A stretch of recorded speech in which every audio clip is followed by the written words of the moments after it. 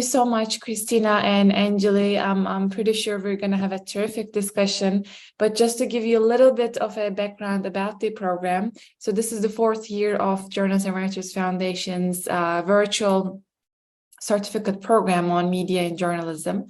And we have been speaking, hosting various notable experts, media members, journalists, credible organizations, and really the mission of this platform is to engage expert journalists, media members here with some of the university students. We have young journalists here, as well as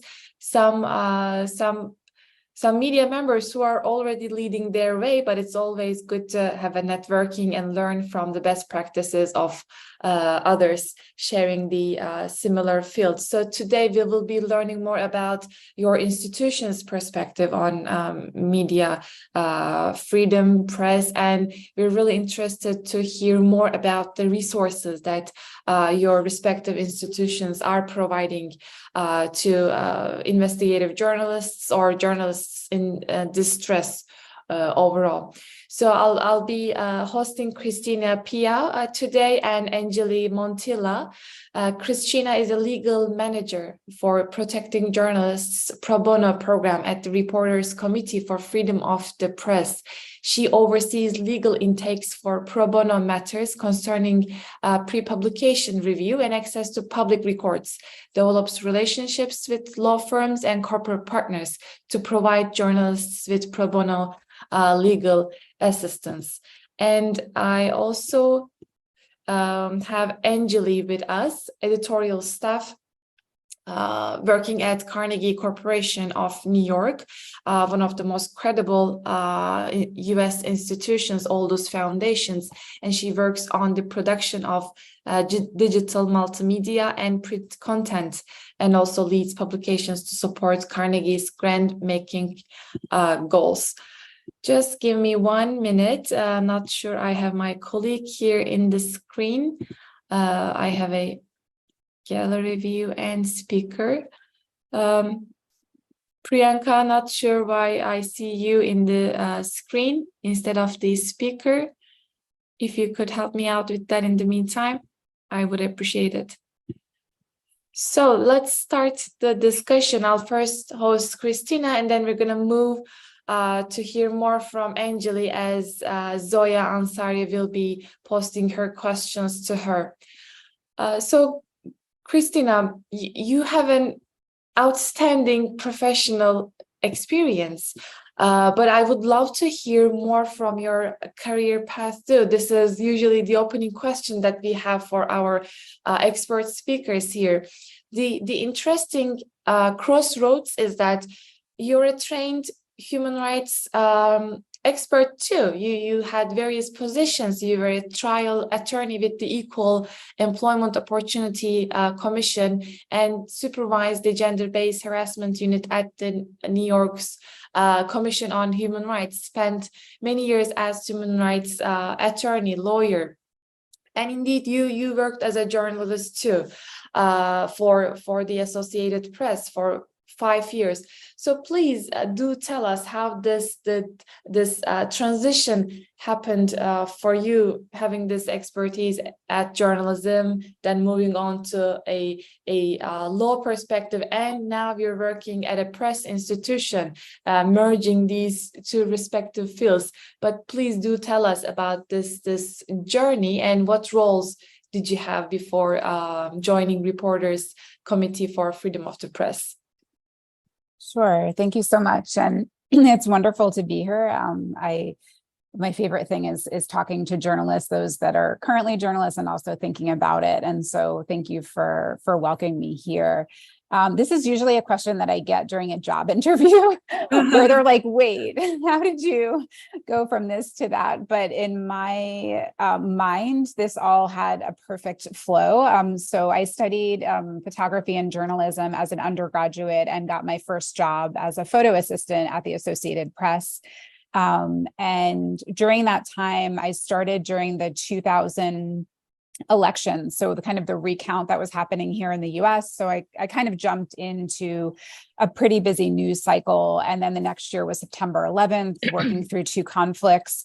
And that's really what helped shed light on wanting to move into human rights.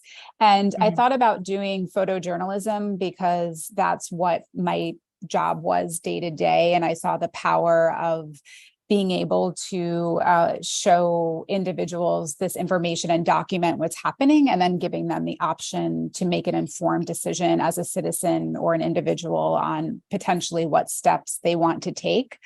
But that was, now that was nearly 20 years ago. And so kind of advocacy and journalism were considered so separate that I really thought I couldn't advocate as a journalist. I now see that I could have, but I made the shift to, after several years of working at the Associated Press, to move to law school. And I particularly went to a law school, CUNY Law School here in New York City, that focuses on human rights and civil rights work, because I knew that I particularly wanted to be a practitioner in those fields, and they give you the opportunity to do clinical work as a law student. And because I also had a few years of professional experience, I felt as though I really wanted to kind of jump right into the ability to be trained as a lawyer, in addition to, of course, taking the courses necessary and the background necessary. And I found almost immediately that many things that apply to journalism applied to my work in human rights. The kind of concept of making sure that we're documenting what's happening on the ground and making sure that we're presenting that to the parties that might be able to make change, make a difference, or really just to inform individuals to be able to move to the next step. And so prior to working as a litigator for civil rights cases, I actually spent a few years working for a small nonprofit, Too Young to Wed, which worked against early child and forced marriage. And we actually combined journalism and advocacy in this organization. We went on the ground in many different places, including here in the US, and provided photographic essays and stories on the ground of individuals that had experienced these human rights violations. And then we published those stories in hope of shedding light on the story. And we particularly focused on countries that, including the US, that particularly have laws that we wanted to find change. And through those journalism pieces, we also did exhibitions at places like institutions within the UN and on the ground in countries to be able to highlight the work that was being done.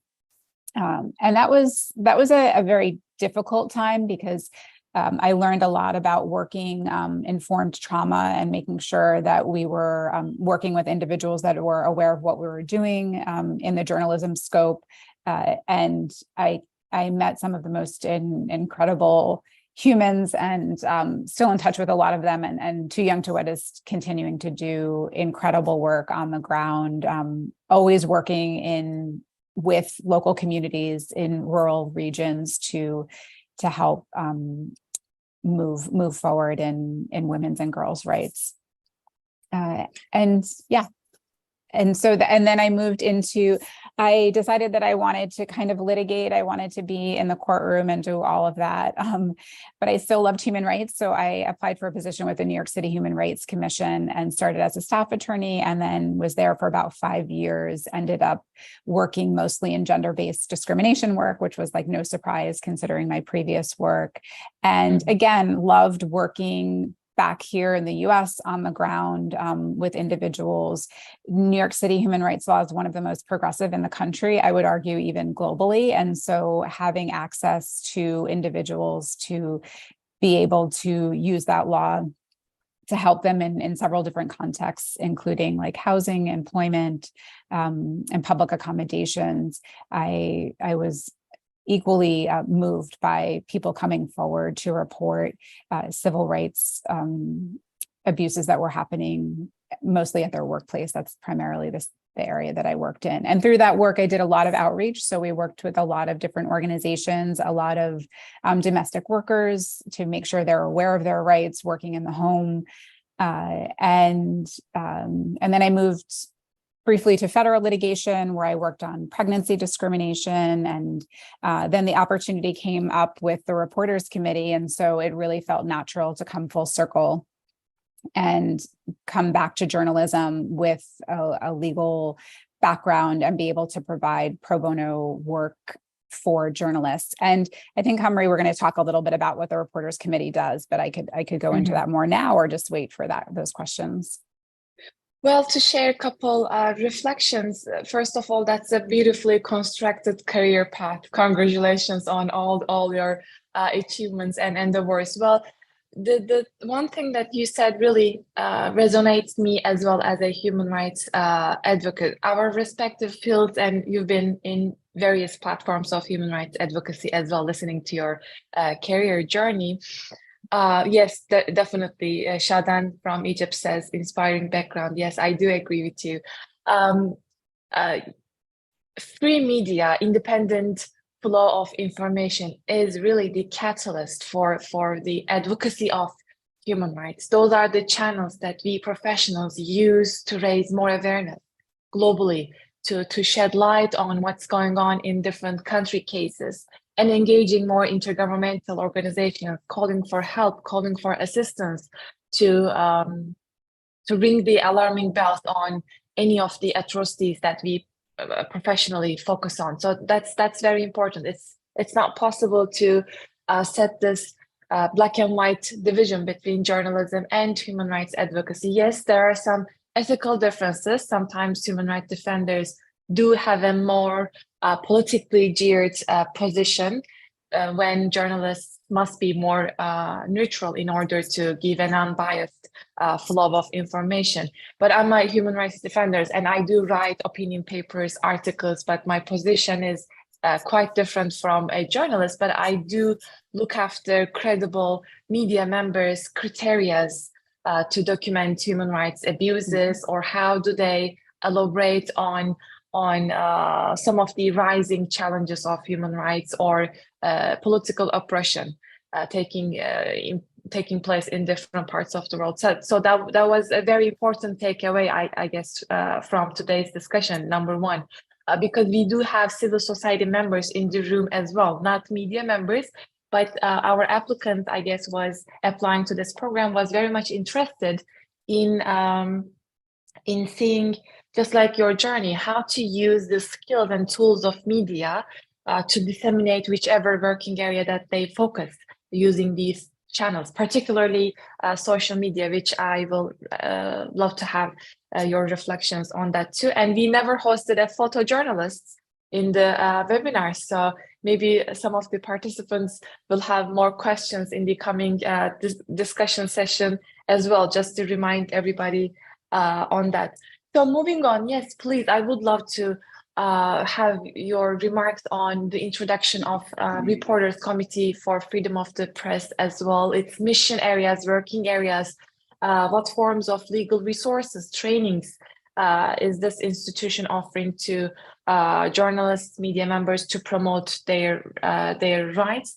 Because in the couple last weeks, since the last 2 weeks, we speak there have been many occasions that we hosted fearless journalists. They're reporting from conflict zones, war zones, even though they were comfortable to tell out here what forms of violations that they've been going through. Those are serious cases. And sometimes living through them or being subject to a secondary trauma, we do not realize what sort of a situation that we are in. So that's why we need such organizations to provide help, assistance. So over to you. Please inform us more about the Reporters Committee for Freedom of the Press. Sure. Thank you for sharing those perspectives. The Reporters Committee is the leading pro bono nonprofit organization for journalists here in the U.S. And I think oftentimes, although lately it's been brought more to light, but I think oftentimes people think about legal issues with journalists as being elsewhere, not here in the US. But in fact, the US journalists here in the US are continuously under attack in different ways, sometimes from different organizations. We were founded in 1970 at a time when the news media actually faced a wave of government subpoenas asking them to name confidential sources from some of their reporting. And so that was kind of the impetus for creating the committee. Just briefly talking about some of the different legal challenges that journalists face here in the US. Sometimes it's difficult for them to report on government entities and the judicial system, for example, when they're shut out of public meetings or access to court records. There's an increasing culture of secrecy in local and state governments that shield data and other documents that we would use for journalism, especially related to law enforcement. And oftentimes local journalists, government officials, and the public need training about how to access this information to be able to kind of tell their story. So we pursue high visibility and legal reform through litigation. Federal and state Freedom of Information Acts. We represent individuals and media organizations. We also help organizations get access to these court proceedings and court documents that they need to do their journalism, particularly investigative journalism. We also file friend of the court or amicus briefs that focus on court access, prior restraint, libel and privacy laws, reporters' privilege, news gathering rights. We do a significant amount of work in that area. We also, as you mentioned, it's so key to make sure that journalists, they may not always have access to a lawyer, but we want to make sure that we train them on media law issues. So when they're during a protest or when they're trying to access government records, or if they've unfortunately have been arrested, that they actually know what to do. And so we do a significant amount of training throughout the year, informing journalists about their news gathering rights, their access to public records right, their pre-publication rights, covering elections, safety and protests. And we often do this working alongside a lot of incredible other institutions that have expertise in this area as well. We work in three main buckets in local journalism. One of the main tenets of RCFP is to make sure that we support local journalism on the ground. And so we have a legal clinics network where we collect law students to individuals that need help with First Amendment rights. We have a local legal initiative where we have attorneys on the ground in several states to help with court access records and also to conduct strategic litigation in those states. And then I manage a program called ProJourn that offers pro bono, so free support to freelance journalists and smaller newsrooms with an affirmative reach to BIPOC community and local journalists. And we offer pre-publication review. So oftentimes we'll have a client that comes to us, a small newsroom, maybe 2 reporters, and they're working on an extensive environmental investigative piece, but it's naming several big corporations. And they're very concerned that if they publish this piece, they may get sued and they don't have the ability to survive a lawsuit. So we conduct pre-publication review with law firms from across the country to make sure that they're feeling as comfortable as possible to be able to publish this article. We also help in several states with access to public records, as was mentioned.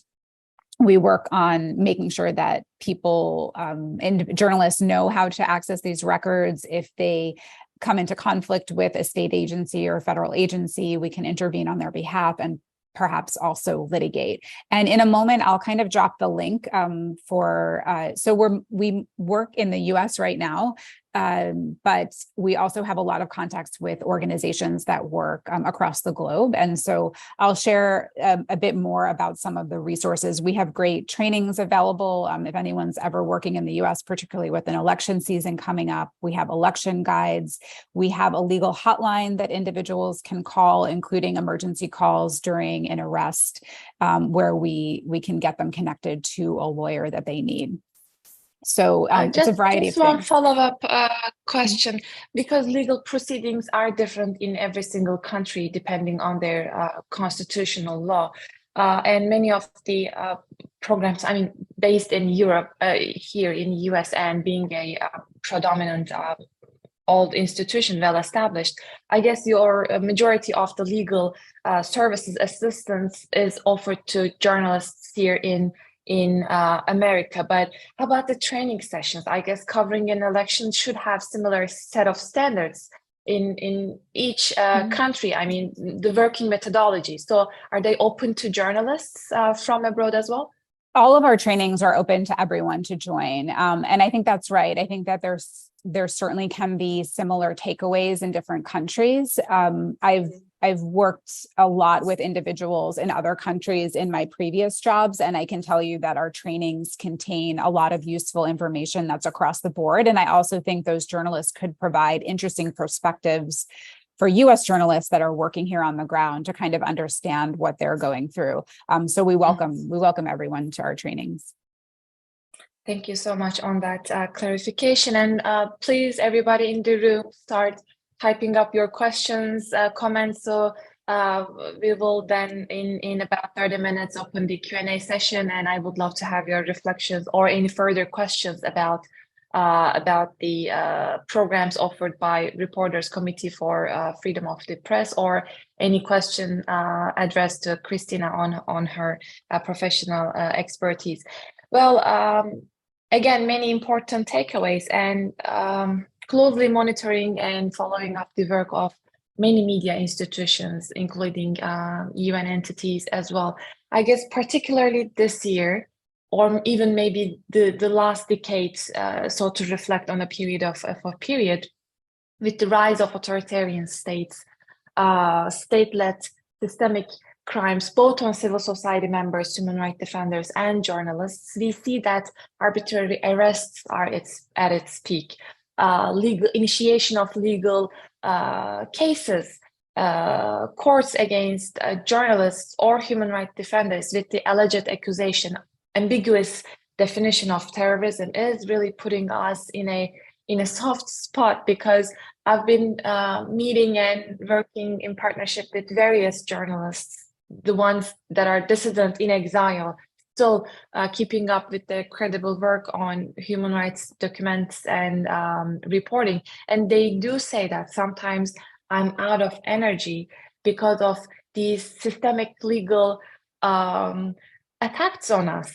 I guess this is a new frontline that journalists and human rights defenders are put into, degrading our energy. Some in Turkey, for example, that I'm in touch with, and they're saying, I spend couple days in a week going to the courts already. Like, when do I have time and energy to do my job? So the support that you're offering to journalists in need is very critical, particularly at this year, because many of the media institutions are putting an extra emphasis on this.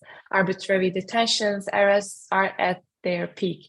And indeed, my last question to you will be from this perspective, because having years of experience in human rights monitoring as well as journalism as well, you said you covered many of the critical historical turning points here in the US too. So I would love to have your reflections on this decline of civil society space, our own citizen journalist space out there in social media, as many of the organizations are indicating that our right to express our opinion, access to internet across the globe is considerably, worrisomely declining. We're at the levels that we used to have our rights maybe even in a couple decades ago. So what do you think on this widespread of authoritarian states with oppressive policies, and reflecting on your professional experience too, how they see this relation between crackdown of democracies and press freedom? That's a very thoughtful question. And I think from a global perspective, something that's been very different from what was happening, 1 or 2 decades ago, was the legal attacks aren't necessarily specifically attacking journalism, right? So they may be using another tax reform or some other legal avenue that's potentially more complex and more difficult and can keep a journalist, exactly what you're saying, going to court on these issues that maybe have nothing to do with their journalism, right? Here in the US, we've unfortunately have seen attacks on 501c3 status, which is the status that as the news ecosystem evolves, a lot of organizations are no longer the traditional newsroom model. They're actually becoming nonprofit organizations to report the news. And that 501c3 status is status that allows them to receive essentially donations or tax exempt contributions and grants from organizations and foundations. And we've actually seen people going after that status to try to stop them from reporting on the news, because of course, if their source of income for doing that is taken away, they can no longer report on the news. So I think there's been a tactical approach to targeting journalists without targeting. I think they've picked up on that, oh yeah, okay, freedom of the press, everyone kind of thinks that's, something we should universally protect. Perhaps let's go after like smaller things that are actually complex and required specialty attorneys. That this isn't something that you can just go into court and handle on your own, right? You need an attorney that can do that. And we know that the demand is so high. And I think whereas, the internet and social media somewhat has been a gateway to opening up for more public information, of course, we see online harassment as just debilitating for journalists. In particular, women have increased journalism attacks. And that's something that, how do we navigate, right? There are several ways that you can protect yourself. There are incredible trainings. IWMF does incredible trainings for online harassment. But how do we kind of approach that from a global scale? And it's going to require all the players in the room, including the social media companies and individuals and governments and advocacy groups. And I love that there are people here from civil society organizations, because I think those are the people that are on the ground that know what's happening, and they're kind of a touchstone for people to go to. And so I encourage anyone, and if you're a journalist and interested in working for a civil society organization, I do think those skill sets are transferable. And in fact, there are a lot of civil society organizations that have journalists on staff that help with their kind of reporting and storytelling.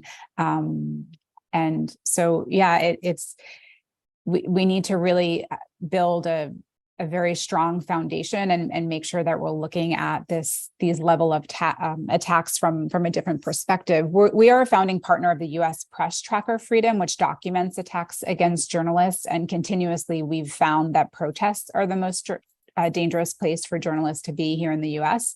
And that's why we make a point of making sure that we do training, especially around times where we see that on the rise.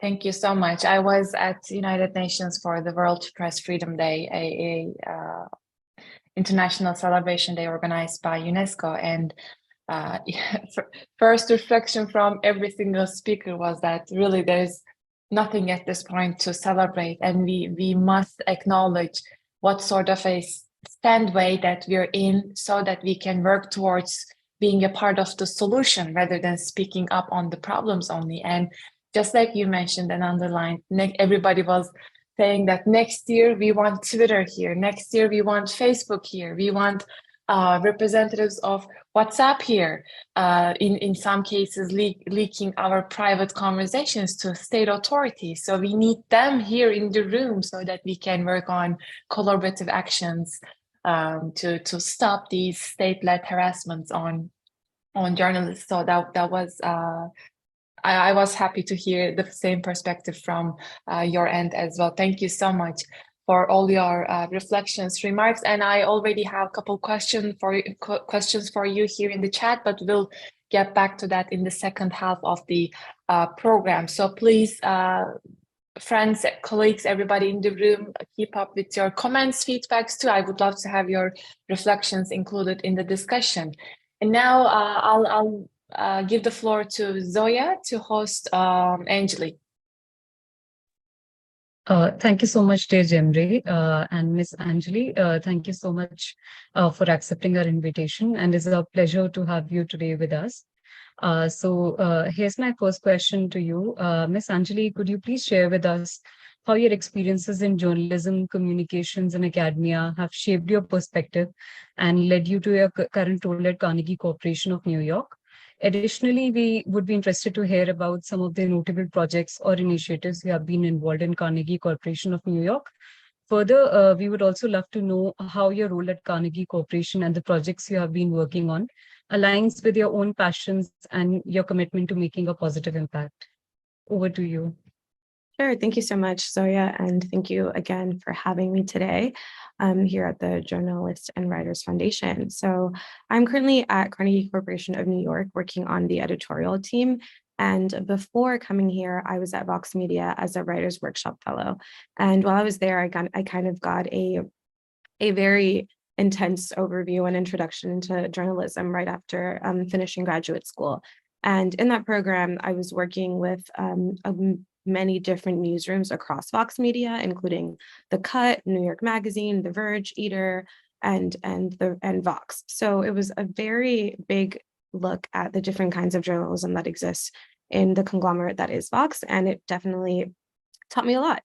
And I think in that process, I learned a lot of things. One of the things that I learned is more personally how volatile the journalism is in the United States right now, and how much is at stake, and why investing and prioritizing in good, honest, trustworthy journalism is so imperative to just the state of democracy and the future of civil society, and how we relate and understand and process information.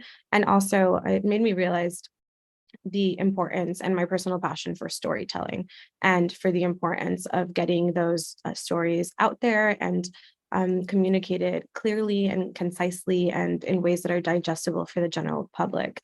And I think that kind of unpacked an area of interest that led me to Carnegie, which was just an interest in institutional storytelling and focusing on issues and how we can invest in causes and see long-term investment. So something that is very particular to working at a grant-making foundation is that we get the privilege to steward these funds, to invest in projects over time, and see the ways that change can happen. And it can be very, I think, especially for people earlier in their career, frustrating to see how long some of these things take to actually come together, and how difficult it can be to see things come to fruition, and how long it takes.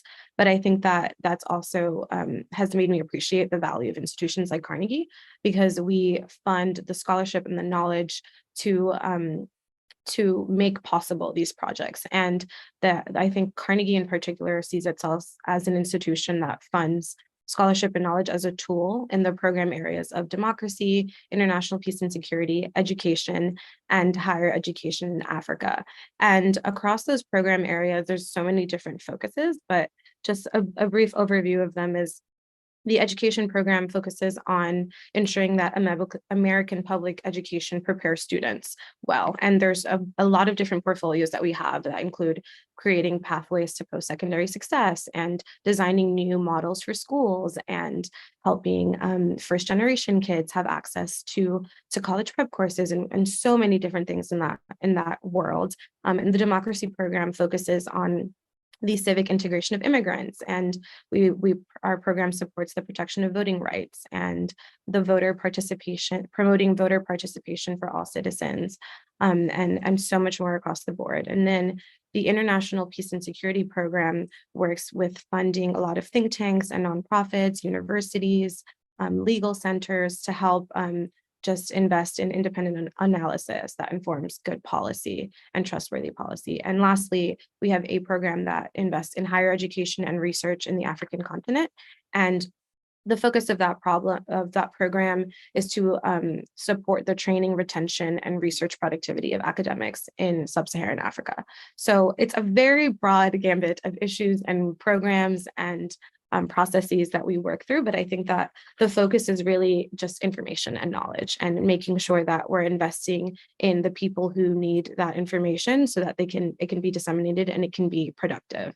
So for me personally, coming from a personal academic background in political science and international relations, it's just been very fascinating to see how all of these issue areas are so interrelated, even if you wouldn't necessarily think that our K through 12 education program has a lot to do with the international peace and security program. It does. And these things they affect each other and they inform each other. So I think that has been a really amazing thing. And more particularly on the editorial side, my work with the research and editorial side of the program is that I get to see the ways that investing in this broad range of institutions and nonprofits and publications and more for decades just once again just promotes the importance of consistent investment and putting in time and energy into things that matter. Thank you so much for answering this question. And I'm also a student and I'm studying in the same area. And I recently started my internship with UNESCO. And when I see how the projects work and how long, these are long-term projects. So I share the same reflection like you. You start to think like how much time it will take and whether the efforts that I'm putting in, is it really will make some difference in the society. So I'm really happy to know about all the experiences you had, all the diverse set of experiences you had, and because of all those experiences you got your role at Carnegie. And thank you so much for sharing the projects, and we will be discussing more about it in next couple of questions. So my next question is we just want to know more about your role at Carnegie Corporation. So we would like to know if there are any grants provided to the journalist at Carnegie Corporation of New York. Also, as per your experience, how can strategic communication and storytelling be utilized to promote press freedom and empower journalists within the programs and initiatives at Carnegie Corporation? Right. Yeah. Thank you so much for your question. I think so. Carnegie Corporation is not inherently a media funder, but we do fund a lot of media organizations. So we make grants to press institutions and invest heavily in the scholarship that informs journalism and policy as well. So for a little context on how we get there and how that's happened, Andrew Carnegie, who the corporation was named after, was a very famous and wealthy industrialist of his time in the early 20th century. And he established the corporation dedicated to the advancement and diffusion of knowledge and understanding. So what does that mean? Kind of what I was mentioning earlier. We invest in the principles of long-term progress in society. So currently, what that has looked like over the years is that the corporation has supported everything from the discovery of insulin and the dismantling of nuclear weapons to the creation of Pell Grants and like Sesame Street. So our grantees are really helping to shape public discourse and policy. And many people have benefited from that. So one of the democracy program's focus is strategic communications. And that focus has an emphasis on the promotion of intelligent, unbiased, nonpartisan news coverage to help deepen the public understanding of civic issues like voting rights, voter engagement, immigration, and the census. So something that you will hear a lot in the program discussion in democracy is that a vibrant democracy must have what Thomas Jefferson called the fourth branch of government, which is an independent press capable of keeping citizens informed. So along with the other pillars of our program, strategic communications ensures that our message is shared in a way that is thoughtful and national and regional. And an interest as of late has been the importance of local journalism, which has been dying in the United States for a long time. So just investing in localized journalism. So in the international program, the corporation has made grants to the Associated Press, which I was happy to hear that Christina was there for some time, on reporting specifically on nuclear security issues, as well as the AP's education reporting network. That was expanded with a grant from the corporation. So that the focus of those things have been, for example, in the nuclear security issues, the need for deeper reporting and expanded coverage, especially given recent events that have kind of thrown the global order into question and into more volatility. The hope is that with support from the corporation, the Associated Press can help to continue increasing its capacity and its expertise to report on these issues, to measure and track consumers of the resulting stories, and to continue educating other organizations who are trying to do similar work. And similarly, the education focus helps education coverage, which has been shrinking locally in the last decade. And this is a particularly interesting area to me because I think it's an easy way to get people locally engaged in their politics, because people care about their schools, people care about the schools that their kids are going to. So I think that that in particular is something that I find really compelling and important to continue investing in high quality, fact-based and equitable education reporting. And Carnegie also funds a lot of other journalism and news initiatives like NPR, ProPublica, the 19th, Chalkbeat, and the PBS NewsHour. And another really great grantee of ours that is not based in the United States is All Africa. And they're a leading online source of news across the African continent. And they've been working with African peace building scholars to create a network of more than 100 news and policy oriented organizations. And through that, the corporation's investing is helping to continue their efforts to ensure that there's research that is not only being invested in and prioritized, but also becomes accessible, that policymakers and practitioners and the general public have access to the research that is being made and done. So that creates a really good opportunity for in-depth research on peace and security issues that rarely is made accessible to the general public in ways that we believe that it should. So All Africa is doing a really great job to address those disconnects in journalism, research, and press freedom. So those are three or a few different institutions that we fund and that are really working to kind of bridge gaps in journalism and prioritize press freedom. Okay, can you also elaborate a little bit more upon how strategic communication is being used and storytelling is being used in all these projects that you mentioned? Like, what is the role, how do you engage in these projects by using the strategies of strategic communication and storytelling, and how do you promote press freedom? And yeah. Yeah, so I think it's twofold.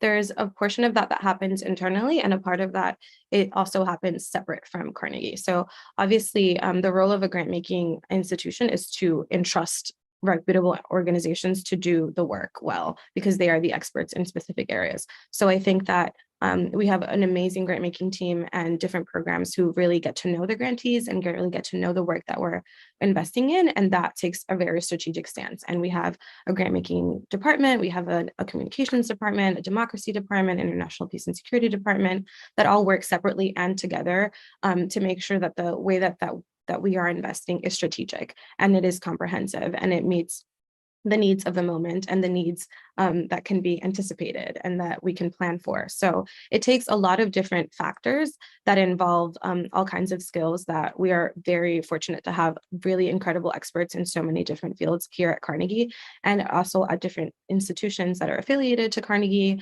and that we fund or have funded, et cetera. So that's one part of it. And then on the philanthropic side, I think that there's a really interesting opportunity as well, because being in philanthropy is just such a connected world, and we get to collaborate with other funders. So a lot of the work is just disseminating what we are doing and inviting other foundations to join along, and inviting people who are interested in investing, who are in this sort of work, or maybe just independently wealthy, or considering ways that they can contribute to things that are important to ensuring the status and the continuity of press freedom in this country and in the world. So there's an internal focus and there's an external focus. And I think that they're both really important to getting the work done. Yes, thank you so much for sharing your insights on this. And I do agree, especially in nonprofits and working with NGOs, a lot of collaboration happens. And I feel like it's a very beautiful thing, because there are so many institutions working together just to achieve one single goal. So it's a beautiful thing. And yeah, okay, thank you so much. So we come to the last question. So could you share with us particularly one impactful project? I know that you're already detailed and shared a lot about some of the projects, but still, if you can share like just one particularly impactful project or initiative that you have been involved in, where the promotion of press freedom and the empowerment of journalists had a significant positive social impact. And it would be great if you could also specify the key strategies and approaches employed in that project. And what were the outcomes or lessons you learned that you believe can be valuable for others working in the field of supporting press freedom?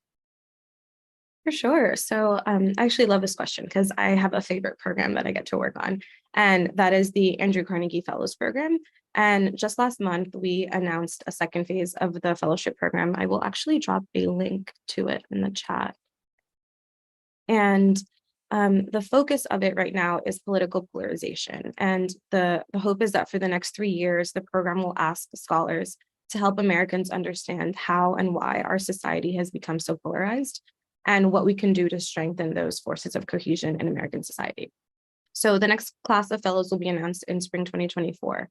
But for some context, the program was established a few years ago in 2015 to provide support for scholars and writers who are working on high caliber research in the humanities and social sciences. And during its eight years so far, nearly 250 scholars have received fellowships of $200,000 to explore a range of important and enduring issues. So after a year pause, it is coming back.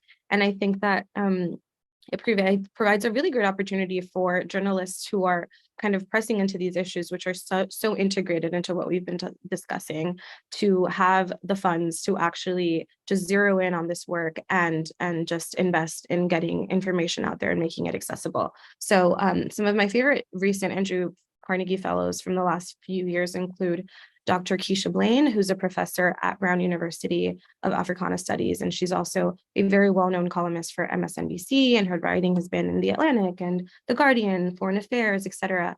And she's someone that we've been funding for the past couple of years. Another one is Aura Bogado, which is a senior reporter at the Center for Investigative Reporting, and also Van Newkirk, who is a 2022 fellow as well, and he's the senior editor at The Atlantic.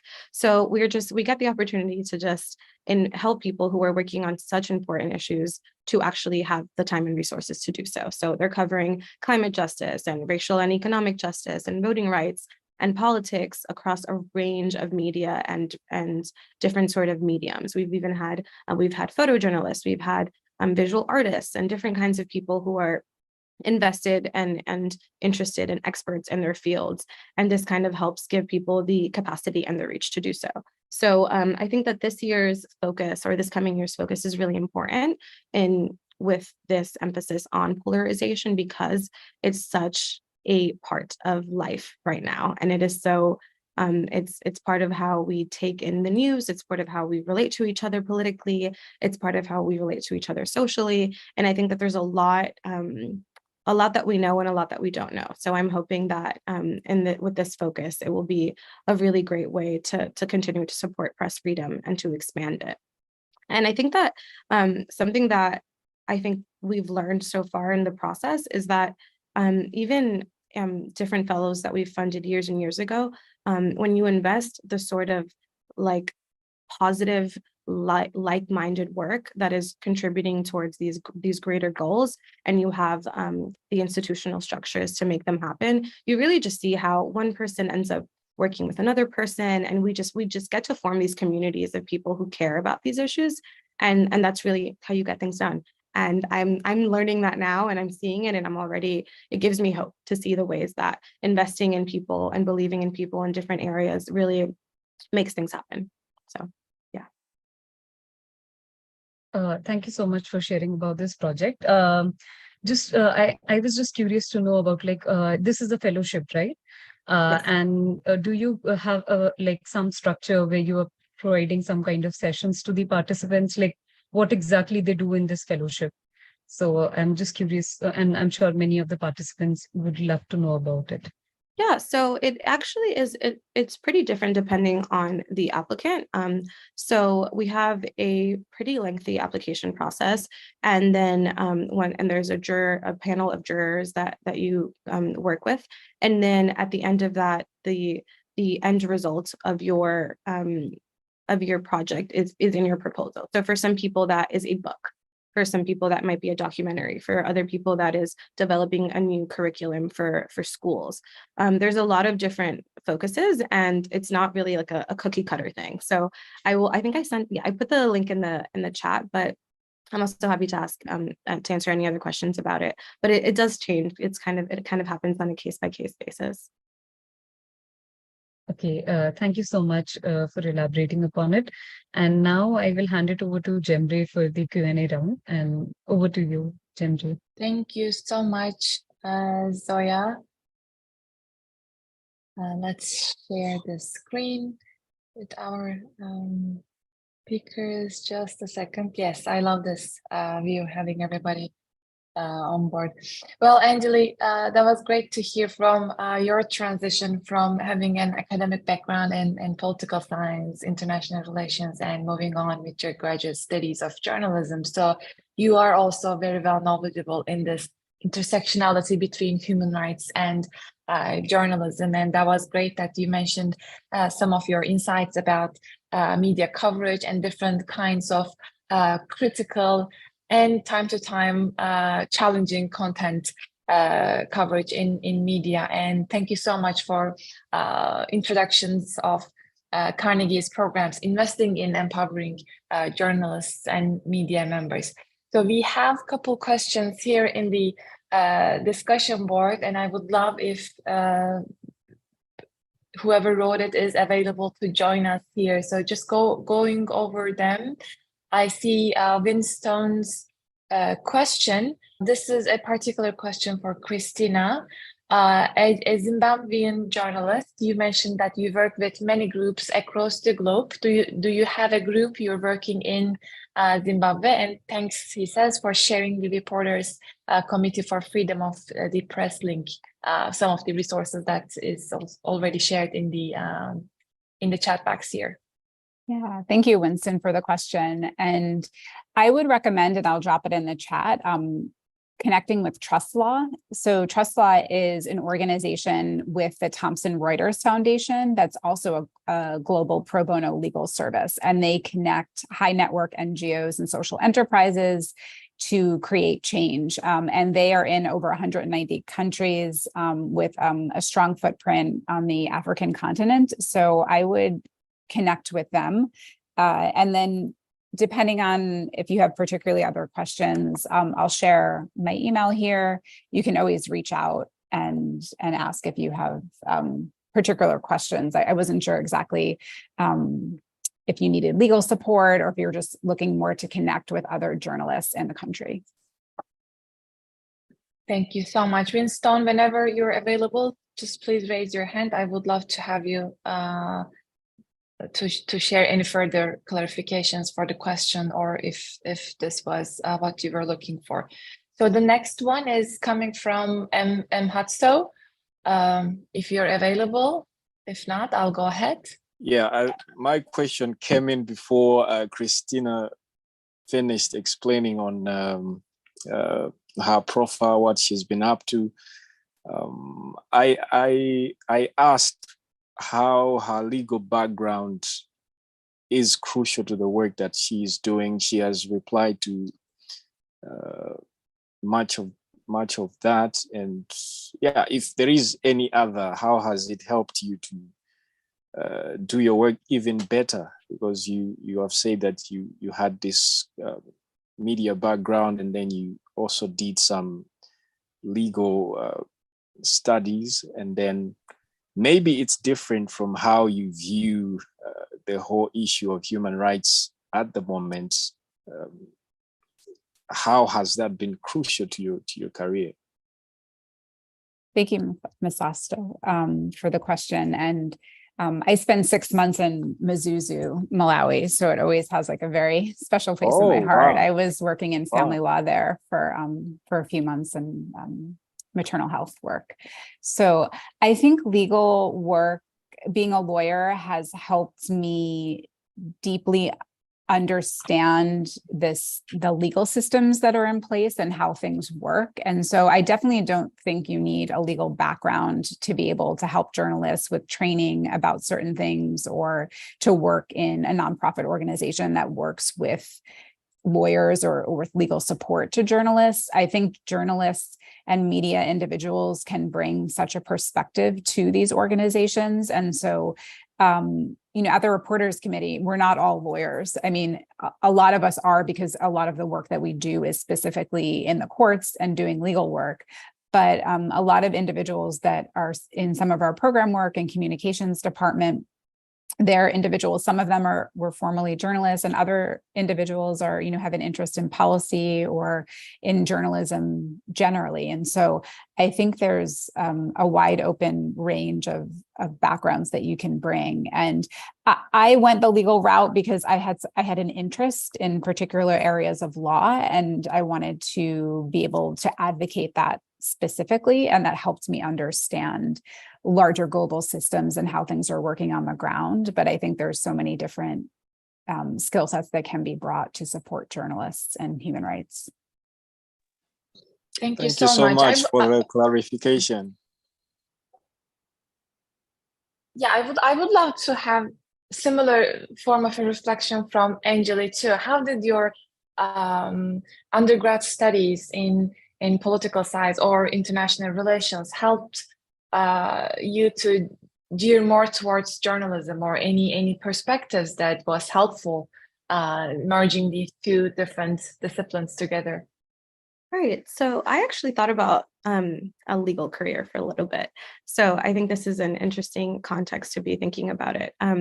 So I studied political science and then was kind of determining whether or not I wanted to take the legal route or what a career looks like for me. And for me, it was really important that it would be a direction that I felt was mission driven, and that was in investing in things that I just valued and aligned with the things that I saw important to contribute positively to the social issues of our time, the political issues of our time, et cetera. And in that process, I took some classes at the law school at NYU where I was at, and collaborated a little bit with the Brennan Center for Justice, which is actually a grantee of ours now.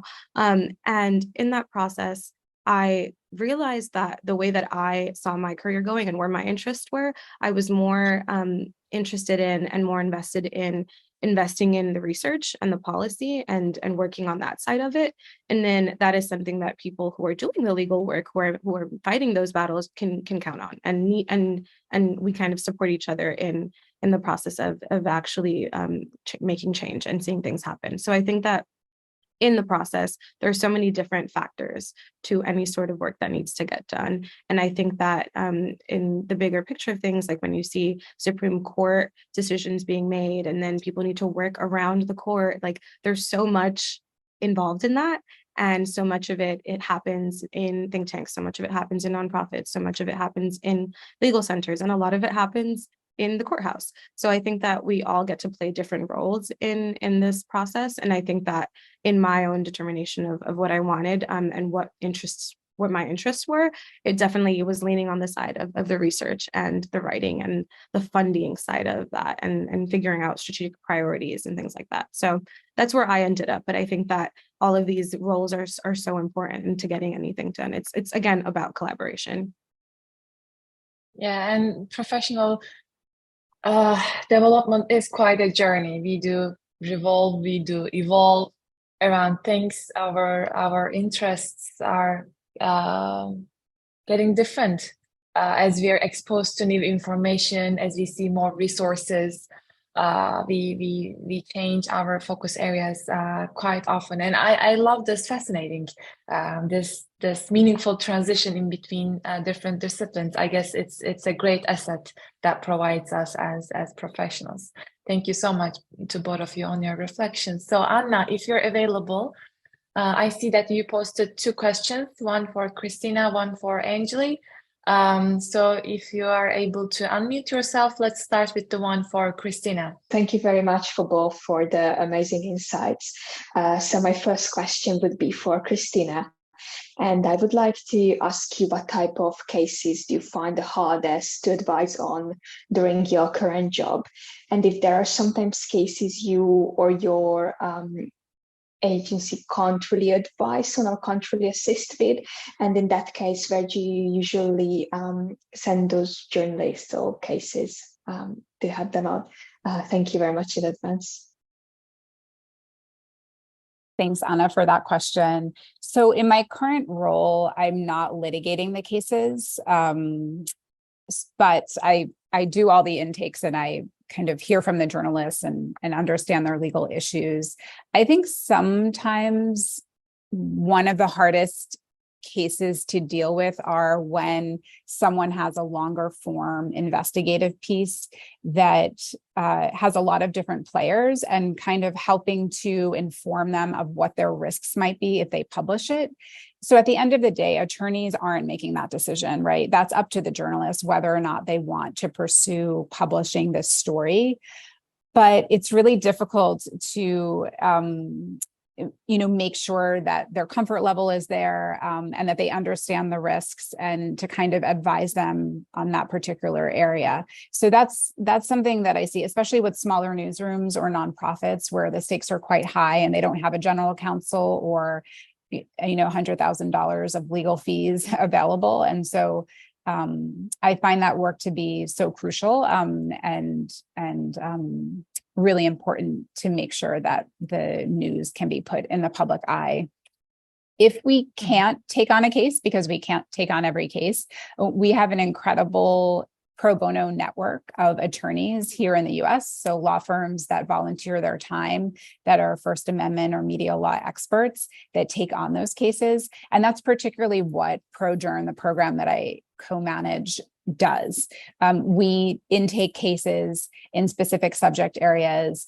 Sometimes the reporter committee attorneys can take those cases, but generally speaking, we outsource those and help leverage from the incredible network of law firms that are providing these services and in-house corporate legal departments. We leverage their expertise and knowledge to be able to grow the bench of media lawyers that are available to people. And so we really try our best to place everything that comes to us. Thank you so much for your answer. Would you like to keep up with the question to Angela? Angeli, I'm sorry. Yes, Anna? of course, if that's all right. Thank you. Yes, hi Anjali, thank you very much for all the information you have shared. So as a recent journalism graduate, I'm curious about the Vox Writers Workshop Fellowship, and if you could share a bit more information on the program, how did it look like, and what were your takeaways from it? Thank you. Yes, happy to. So I was part of the Writers Workshop Fellowship program the summer after I finished graduate school. And that program looked like a series of online workshops and then one-on-one mentorship programming with different journalists who are part of the Vox Media kind of institution. And in that process, you really get to just work individually with someone and support their work, but also define and develop and strengthen your own story ideas just to pitch to internal and external publications. And then in that process, you just learn so much and you meet so many different kinds of people. And you also get the opportunity to join a lot of different informational and Q&A sessions with different editor-in-chiefs and senior reporters. I got to meet a lot of journalists that I really respected who are still at Vox. Some of them are other places now, but those relationships do continue. And that was really, really beneficial for me, especially as I was trying to determine if that was a direction I wanted to take or not. And it was a very, just very insightful time, I think, especially I was doing that during the pandemic. So I think that was a very weird time to try to get into journalism for sure. But it also presented a lot of unique opportunities. And I think that the way that the program was run really tried to make the most of that and to create an environment where younger journalism students or people who were trying to do a career shift into journalism had a space to transition into the industry with support and to work with people who are doing it every day and who want to mentor and support others. So I had a great experience there, and I definitely recommend it. I know they have a couple other fellowship programs as well, but that's the one that I was part of. Thank you, Anna, for your question.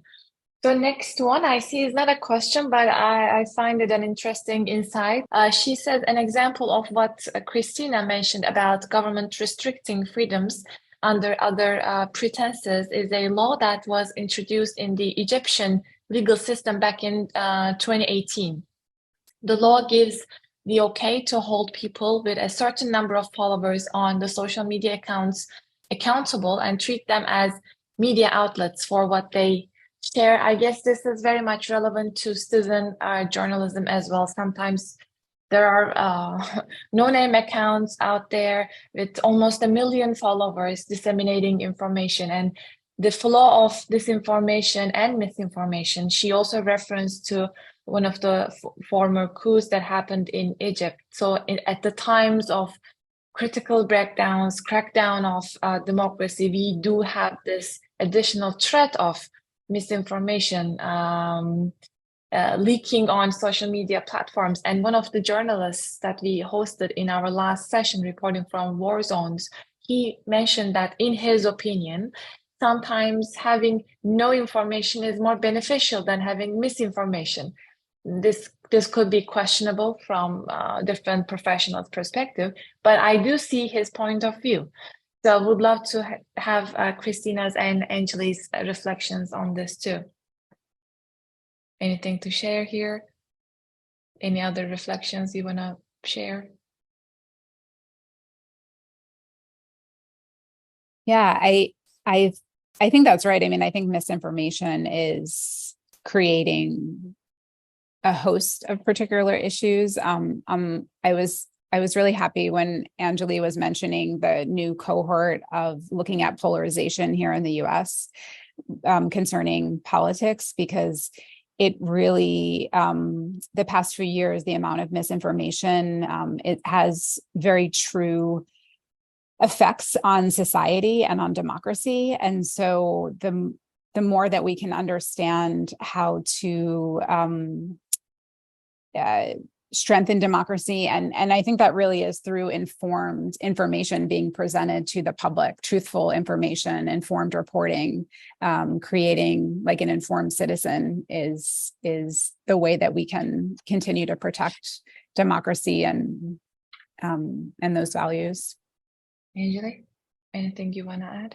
Yes, I think similarly, it ties back to what we were mentioning earlier, that in order to have an informed citizenry, that starts with education. So just the importance of how these issues all come together and how they all matter and need to be prioritized in conjunction with one another. So I think that it's definitely important to continue trying to empower young people in journalism and as they're pursuing their studies to study these things and to invest in these things, and that we give them the opportunities to do so in a way that seems viable, because sometimes it doesn't seem that way. And I think that it's important that we communicate ways that they are possible, and that we create examples and spaces for that to exist. So I think that it can be hard to feel hopeful, but I think there is hope, and that there are people doing all kinds of good work in these areas, and we just have to continue working at it. And I'll just add Thank one you. point with, because Yes, Anjali please. had also mentioned, and we talked about RCFP's commitment to local journalism. I feel incredibly hopeful about the future of local journalism. And I think I've spent the past year or so kind of going on the ground to different regions, working with a lot of small but mighty news organizations that are popping up, community-based reporting, working with communities to report on stories.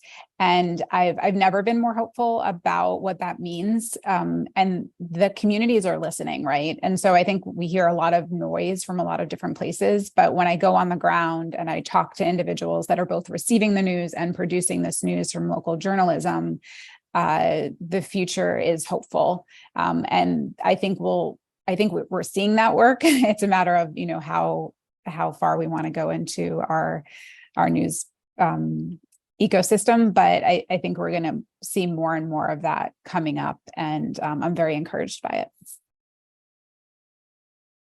Thank you so much, Christina and Angely, for your reflections.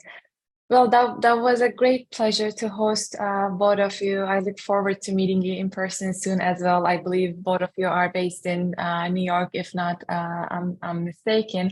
But that was a very insightful discussion, and I will spend a couple minutes here as this is our last session. We have some reminders for our participants, some follow-up action points that we would love to share. But before that, again, many thanks for your time here this morning to share your expertise, your professional journey. Important takeaways were shared, and that was very critical that we heard more from the resources available at the Reporters Committee for Freedom of the Press and some of the programs empowering journalists, media members at Carnegie Corporation of New York. So I would love to turn to you once again for any last goodbyes or any last takeaways for our participants, and I'll keep on sharing a couple more reminders and wrap-up remarks before we hang up today. So, Christina. Thank you so much for having me, and my contact information is there. Always feel free to reach out, and best of luck in your future endeavors. It's been lovely to spend the morning with all of you. Thank you so much. Yes, thank you all so much for having me. This was really lovely. I'm excited to see that there's interest, and yeah, that it's just an exciting time. So thank you all for having us, and have a great one. Thank you, Angela. So we came to the end of the 5 sessions, wrapped up transformative discussions, engaged in insightful chats with our expert speakers from 6 different countries. And that was particularly, I guess, this year's media and journalism webinar is standing tall because of the active participation of our audience. I'm very much thankful for everybody in the room. I hope this has been a safe dialogue platform to share our experiences. We do have young colleagues in the room, as well as some experienced journalists, media members sharing their strategies or country-based analysis here in the chat. Thank you so much. So before our last reminders, I'll turn to Priyanka and Mehmet, but I would love to open the platform for any sort of quick recaps or reflections. So this is an open mic time. If anybody would love to share a couple insights before I end the program with Mehmet and Priyanka. Anybody here who would love to share or last goodbyes? I thank you guys. This has been an insightful workshop. I thank you for hosting such a program that features journalists and civic media people across the globe. Being your 4th edition, the virtual one, right?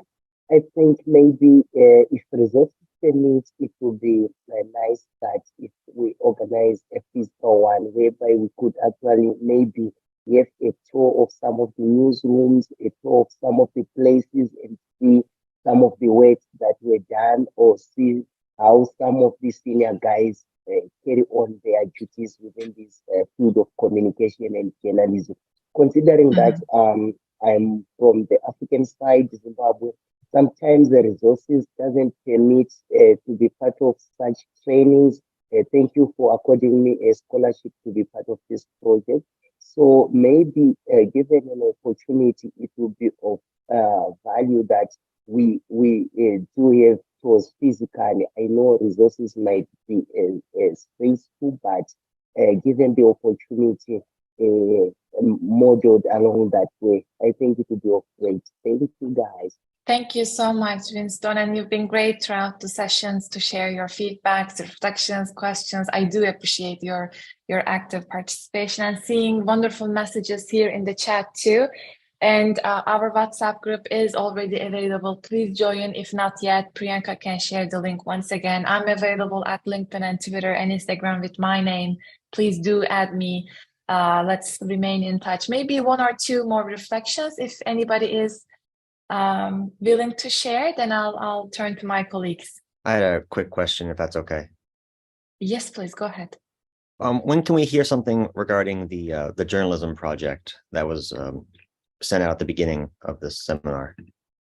Yes, thank you so much for this very relevant question. Indeed, then let me turn to Mehmet for his remarks, because he's now going to share a couple next steps in terms of project and blog posts too. Over to you, Mehmet, to answer this question. Thank you, Jemre. Hello, everyone. It's great to see you guys again. Today, I'm not indoors, I'm outdoors. So I'm joining you from New York City.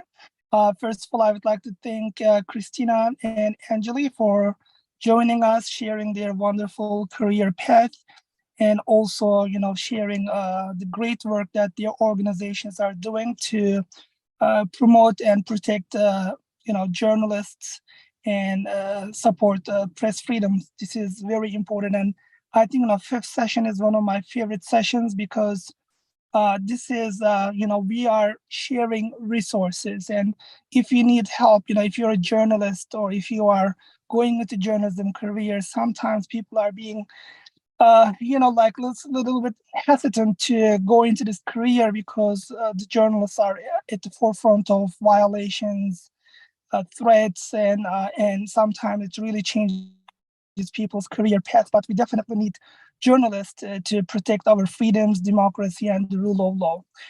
So that's why this fifth session has been very resourceful, very informational, and then I think that sheds light on the importance of protecting our freedoms and democracy and so forth. Coming back to a couple of reminders, so we have 5 sessions, and I think every session has been very, very enjoyable and very educational and entertaining as well, with different elements as well. So we will publish all these videos, all these webinars on the jwfacademy.org, our website. So you will be able to go back and to watch or rewatch these webinar sessions. At the same time, for each session, we will share the resources that our speakers have shared with us during the session, but sometimes it's not easy for everyone to take down notes. So you will be able to see these resources on the website. And more importantly, you can also share this, these websites, these webinars with your colleagues, your friends who you think might be very beneficial. And lastly, the journalism project. I think this is an important part of this webinar sessions that we would like you to have some kind of like hands-on experience in writing a news article or a story that could be published on our websites, or we can pitch your story on our social media, or we have different networks of media outlets. So for this, that some of you have shown interest and you informed us about the story that you are planning to write. For this, we will follow up with you individually, but for others who are still interested in writing this, this article, let us know. And we would like to, communicate with you individually. And we would like to know how much time you need for this project and where and how you would like to publish this article and how we can help you to publish this article on different news outlets. And we are here for you. And lastly, I hope, Roland, this answered your question. So we will communicate, we will contact you in person for this project. And lastly, so this webinar session is just a beginning for our relationship with you guys. So we have the WhatsApp group. We will continue sharing information with you, sharing resources, or sharing any internship opportunities or funding opportunities or anything that relates to journalism with you guys. So stay with us, stay in touch, and let us know what's happening with you. Sometimes we would like to celebrate your achievements, and we would like to, be near you when you need it, help. So we have great resources as Christina and Angely and many other organizations are right here to help you with legal affairs or other educational, information, whatever. So stay with us, keep in touch, and back to you, Jemre. Thank you so much, Mehmet. As you said, we will get back to our any emails that we received since the last couple of days. It's been quite packed 2 weeks, but we will definitely be in touch with you all soon, shortly. Journalism projects, yes, we did indicate several deadlines, but we do know that you are occupied with other professional things to do, or your educational tasks are ahead of the way as well. But our blog is available to everybody in the room at all times if you would like to write up any article. But wrapping up the webinars here, we would kind of appreciate your swift response back if you're interested in writing anything, so it's easier for us to follow it as well. As you could imagine, we have many programs, UN initiatives that we are working on, and taking this opportunity, I would love to announce that we will have our annual SDGs conference this September 20th. And Priyanka can share more on that too. So we're going to be quite packed during the summertime. So please do be in touch with us. We can talk about the deadlines or any technical needs that you may have. But I only appreciate your instant reach out, so to say, so we can take the conversation over an email to answer that. And well, your question was quite cut off, but I guess you asked about ability of reporting under the stressful conditions, particularly being in oppressive states or authoritarian states. How could you report or do your journalism without any sanctions and violence? It's a harsh truth, but such forms of state-led violations or tools to disable civil society space is very commonly embraced by one-man regimes. So I mean, we can spend years of discussions on this. It's not ethical. Journalism is never a crime. People are trying to do their job in the room here to disseminate truthful, independent, credible information. But what we can do instead is to provide resources to protect media members or intervene by raising global awareness if any press member is under distressful legal or physical or mental condition. So that's how I'm gonna wrap up your question. But any other reflections, please do reach me out over WhatsApp or an email. So Priyanka, I'll give the last word to you, as we have a couple questions here in the chat about the certificates as well. So please share your last reflections, and I'm gonna wrap it up. Thank you, Jamari. First of all, thank you everyone for connecting with us and being so active in all the 5 sessions with our esteemed distinguished panelists. So I would like to answer some questions here regarding the certificates. Please await that we will deliver the certificate this week, most probably in the 4 to 5 days, hopefully. And regarding the journalism projects, we received some of the proposals over the email, but if you are still interested, then please feel free to send your draft proposal to us so we can guide you well. And one more thing I want to mention here, that if you missed the testimonial email, then I will again send the reminder to you all. Then please reply the email by sending your photo, your best quote, so we can add you as a class of 2023 for the journalism and media webinar. So it will be really helpful for us as well, as we would like to feature you all on our website, and it will be good for the future participants for the next year. And if you have any question, then yes, feel free to write in the WhatsApp. So we are very responsive to answer every kind of question. So thank you so much. That's all from my side. You will be expecting a few more reminders over the email. Thank you. Thank you, Priyanka. Just like you underlined, we tried our best to keep this alumni relationship active, as posting your biographies, pictures out there, so you can share the links whenever available with your biographies, disseminating this professional update that you've participated in this virtual certificate program, webinar. And from the former years, past years, colleagues, alumni, we do continue to disseminate their articles published or any journalism work that they're doing. Here, our network is available to share any of your best practices. So overall, thank you so much, everybody, for your insightful remarks, discussions. That was amazing, fascinating, and I really look forward to remaining in touch with everybody in the room. Anything else, please email us, follow us on social media, or just reach out from WhatsApp. Thank you so much. So again, have a good day. Bye-bye. Bye-bye. Bye, everyone.